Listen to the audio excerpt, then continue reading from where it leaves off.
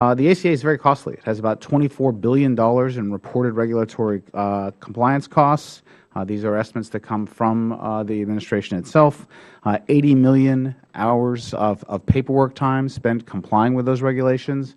Give you some perspective, that's 40,000 full-time employees filling out paperwork for a year nonstop. I realize that this law would be the most disruptive instrument to the American workplace in my lifetime, and no one seemed to know or care right in the middle of the worst recession, depression since the Great Depression. It's not addressing the cost.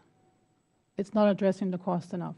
And we have no control over the cost whatsoever. I can go to a doctor's office, and I have asked, how much is this particular procedure, and you get no answer, none.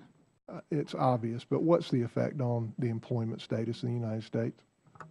This is a negative. I don't think there's any way around that. Whatever your other objectives might be, if you set out to enhance job creation and growth in the United States, you wouldn't pass a bill with $1 trillion of taxes, a large new entitlement program, and this amount of regulation. That isn't a good strategy. Do you have a comment on how the health insurance tax, that $100 billion, might impact any and all health insurance policies? I expect that tax to be fully passed forward into the premiums that people pay for their health insurance, no question about it.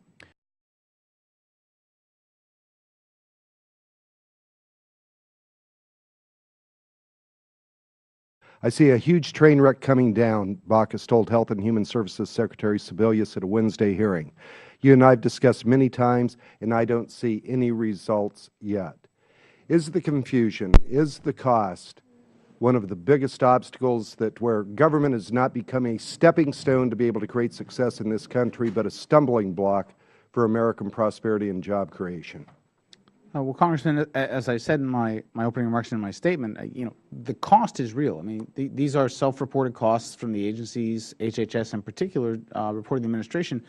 This law has 11, it's in my written testimony, 11 particular regulations which HHS has identified as having a significant economic impact on small entities. That's a very unusual number. I mean, this doesn't happen very often. So I think the scale of the costs are real. Can't ignore that. The second thing is the uncertainty is enormous about what will and will not get done. I think Senator Baucus's comments reflect the uncertainty about whether the exchanges will be up and running on time.